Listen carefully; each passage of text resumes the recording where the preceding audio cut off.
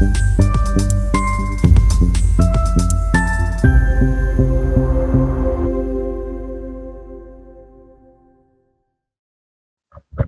हम असम के कोकराझार जिले के गोसाई गांव उपमंडल मुख्य कार्यालय के सामने एक घंटे की गतिविधियों की श्रृंखला आयोजित कर रहे हैं।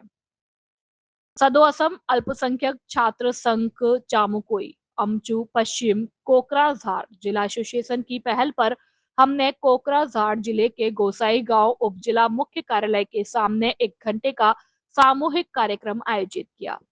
सदाऊ असम अल्पसंख्यक छात्र संघ चामुकोई अमचूर दक्षिण कामरूप जिला एसोसिएशन चांपापारा क्षेत्रीय एसोसिएशन के महासचिव लोहित हुसैन ने आज सुबह 11 बजे से दोपहर 12 बजे तक 1 घंटे का विरोध प्रदर्शन किया। इस संबंध में अब असम के माननीय मुख्यमंत्री ने एक स्वर्ण पत्र भेजा है और मानव श्रृंखला एजेंडे में है। तरह तरह के नारों के साथ अमचुए छात्र नेता लोहित हुसैन के हत्यारों पर फास्ट ट्रैक अदालतों में मुकदमा चल रहा है। लोहित हुसैन की योजना पर्याप्त मुआवजा दिलाने की है। लोकतांत्रिक आंदोलन नष्ट नहीं होगा। हत्यारे हर चीज है, न न्याय न आराम। मानव श्रृंखला कार्यक्रम में केंद्रीय मुख्य आयोजन सचिव मजाहरुल इस्लाम और आयोजन सचिव जाकिर हुसैन मौजूद है। सदो असम अल्पसंख्यक छात्र संघ चामुकोई अमचूर पश्चिम कोकराझार जिला एसोसिएशन के अध्यक्ष रेजवान अली और सचिव मुस्तफिजुर रहमान और शफीकुल इस्लाम लॉन्ग 11 बजे मौजूद है, जब क्षेत्रीय संघ के अध्यक्ष सचिव और कई सदस्य मौजूद हैं। जिला एसोसिएशन अध्यक्ष रेजवान अली और आयोजन सचिव जाकिर हुसैन। गोसाई गांव के बाद मैनोर अली की रिपोर्ट। आपलोके जाने जो 16 तारिखत कामरूप जिलार दक्षिण कामरूप जिलार आमचुर अंतर्गत एक आंचलिक समितिर साधारण सम्पादक आमार संगठन सतीर्थक जी हानिखुची हत्या करा हल केइदिनमान गल प्रशासने एतियाলৈকে प्रयत्न কৰা নাই, যাৰ কাৰণে আমি গোটেই অসমব্যাপী আজি আমাৰ কেন্দ্ৰীয় সমিতিৰ নিৰ্দেশ মৰ্মে আমি কাৰ্যসূচী লৈছোঁ আৰু আমি এই কাৰ্যসূচীৰ জৰিয়তে অসম প্ৰশাসন তথা অসম চৰকাৰক দাবী জনাইছোঁ যে অতি শীঘ্ৰেই আসামিক কৰায়ত্ব কৰিব লাগে, নহ'লে আমি এই আন্দোলন ইয়াতে স্থগিত নাথাকে। যেতিয়ালৈকে কৰায়ত্ব নহয় তেতিয়ালৈকে গোটেই অসমত আমাৰ আন্দোলন কাৰ্যসূচী চলি থাকিব।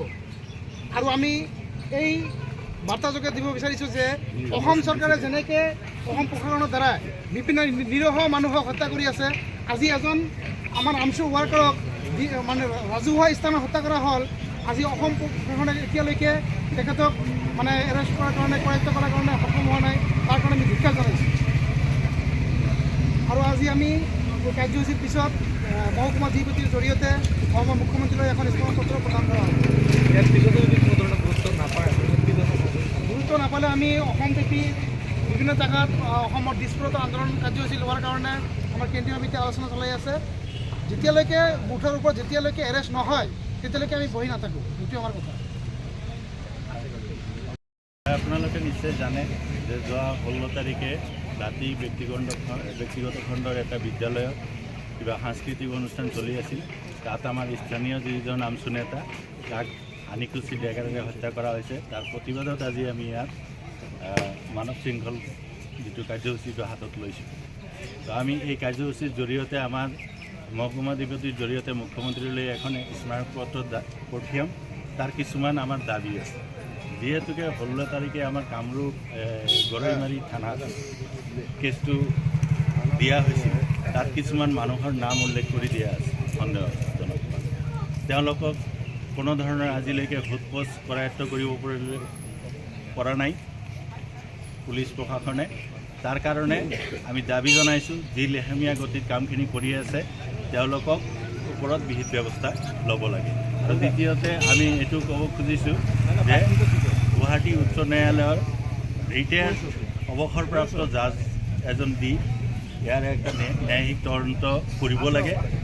আৰু যিখন স্কুলত এই ঘটনাটো স্কুল বা বিদ্যালয়ত যিখিনি ঘটনা ঘটিলে সেইখন বিদ্যালয়ত বা মহাবিদ্যালয়ৰ যিখিনি পৰিচালনা সমিতিৰ সভাপতি আছে তেওঁলোকক অপসাৰণ কৰিব লাগে, সেই পদৰ পৰা আঁতৰাই দিব লাগে। আৰু আমাৰ লোহিত হুছেইনৰ যি ফেমিলি আছে তেওঁলোকেও নিৰাপত্তাহীনতাত ভুগি আছে, আশংকাত তেওঁলোকে ভুগি আছে। তেওঁলোকৰ নিৰাপত্তা সুনিশ্চিত কৰিবৰ কাৰণেও আমি দাবী জনাইছোঁ। তাৰপিছত আমাৰ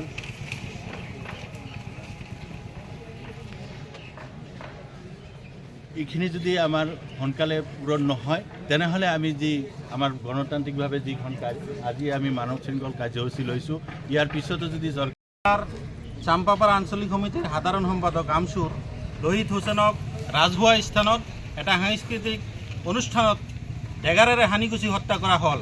ইয়াৰ প্ৰতিবাদত আমি গোটেই অসমত মানৱ শৃংখল কাৰ্যসূচী লৈছোঁ। আপোনালোকে সকলোৱে অৱগত যে 16 তাৰিখত ঘটনাটো হোৱাৰ পিছতো আজিলৈকে কামৰূপ জিলা প্ৰশাসনে সেই দুষ্কৃতিকাৰীসকলক কৰায়ত্ব কৰিব নোৱাৰিলে। আমি ধিক্কাৰ দিছোঁ কামৰূপ জিলা প্ৰশাসনক যে আপোনালোকে নিমাতী কন্যাৰ দৰে এনেকৈ বহি থাকিলে অসমৰ অৱস্থা কেতিয়াও ভাল নহয়। এজন ৰাজহুৱা স্থানক এজন ল'ৰাক ডেগাৰেৰে হানিকুচি হত্যা কৰা হ'ল, কিন্তু আপোনালোকে এতিয়ালৈকে নিমাত হৈ আছে। সেই লোহিত হুছেইনৰ পৰিয়ালৰ পৰা ইতিমধ্যে গোচৰ কৰা হৈছে। সেই গোচৰত যিসকল ব্যক্তিৰ নাম উল্লেখ কৰা হৈছে সেইসকলক কিয় এতিয়ালৈকে কৰায়ত্ব কৰা নাই, সেইসকলক কিয় এতিয়ালৈকে মানে সোধপোছ কৰা নাই, তাৰ দাবী আমি জনাইছোঁ। কিয় কৰা নাই এইটো জনাব লাগে। আজি গৃহ বিভাগ ইমান শক্তিশালী থকাৰ পিছতো বিজেপি চৰকাৰৰ অন্তৰ্গত এই কামৰূপ জিলাত আমাৰ এজন ল'ৰাক ডেগাৰেৰে হানিকুচি হত্যা কৰা হ'ল, কিন্তু ইয়াৰ কোনো প্ৰতিবাদ নাই, ইয়াৰ কোনো মানে একশ্যন নাই। ইয়াক আমি ৰাজনৈতিক ষড়যন্ত্ৰৰ গন্ধ পাইছোঁ। গতিকে আমি আজি এই মানে প্ৰতিবাদী কাৰ্যসূচীৰ পৰা জনাব বিচাৰিছোঁ যে অহা দিনত 24 ঘণ্টাৰ ভিতৰত যদি এই দুষ্কৃতিকাৰীসকলক ধৰি আনি ৰাজপথত আনি ৰাজহুৱা স্থানত যদি ফাঁচি দিয়া নহয়, তাৰ প্ৰতিবাদত আমি গোটেই অসমত ভয়াৱহ আন্দোলন গঢ়ি তুলিবলৈ বাধ্য হ'ম। তাত যদি কোনো ধৰণৰ অপ্ৰীতিকৰ ঘটনা হয় তাৰ কাৰণে সম্পূৰ্ণৰূপে জিলা প্ৰশাসন, অসম প্ৰশাসন তথা অসম চৰকাৰ দায়ী হৈ থাকিব। ন্যায়ৰ হকে মাত মাতিলেই ছাত্ৰ সংগঠনৰ নেতাবিলাক মানে নিৰাপত্তাহীনতাত ভুগিব লাগে বা দুষ্কৃতিকাৰী এনেধৰণৰ ঘটনা সংঘটিত কৰা দেখা যায়। যেনেকুৱা প্ৰয়াত লাফিকুল ইছলাম সভাপতি আছিল এবি অঞ্চলৰ ক্ষেত্ৰত এনেকুৱা ঘটনা হৈছিলে। এই ক্ষেত্ৰত কি ক'ব? এই ক্ষেত্ৰত আমি কি ক'ম? সদায় ন্যায়ৰ ক্ষেত্ৰত আমি সংগ্ৰাম কৰি আহিছোঁ, জাতীয় সংগ্ৰাম কৰিছোঁ। অসমৰ প্ৰতিটো জনগোষ্ঠীৰ কাৰণে আমি মাত মাতি আহিছোঁ, যাৰ কাৰণে আজি আমাৰ লোহিত হুছেইনক হত্যা কৰিবলৈ সিহঁতে সাহস পাইছে। আজি যদি লোহিত হুছেইনে যদি সংগঠনৰ এজন নেতা নহ'লে হয় তেনেহ'লে হয়তো লোহিত হুছেইন আজিৰ দিনত বাচি থাকিলে হয়। আজি ন্যায়ৰ কাৰণে লৰাই কৰিবলৈ গৈ গোটেই অসমত বিভিন্ন সময়ত বিভিন্ন ধৰণৰ কাৰ্যসূচী আমি লৈছোঁ। সকলো স্তৰৰ ৰাইজৰ কাৰণে আমি সহায় সহযোগিতা বিচাৰিছোঁ। আমি সকলো সময়ত মানে সক্ষম হৈছোঁ অসমৰ ৰাইজৰ কাৰণে মাত মাতিবলৈ গৈ বহুত কাম আমি অসমৰ ৰাইজৰ হকে কৰিবলৈ ইতিমধ্যে সক্ষম হৈছোঁ। যাৰ কাৰণে চৰকাৰে ভয় পাইছে, যাৰ কাৰণে প্ৰশাসনে নিমাত হৈ আছে, যাৰ কাৰণে কিছুমান দুষ্কৃতিকাৰীয়ে সাহস পাইছে আমাৰ এনেকুৱা এজন মানে ল'ৰাক হত্যা কৰিবলৈ সাহস পাই আজিও মানে মানে অপেন ছত্ৰছায়াৰ তলত চৰকাৰৰ ছত্ৰছায়াৰ তলত ঘূৰি আছে। এইখিনি আমাৰ সন্দেহ হৈ আছে। ঠিক আছে।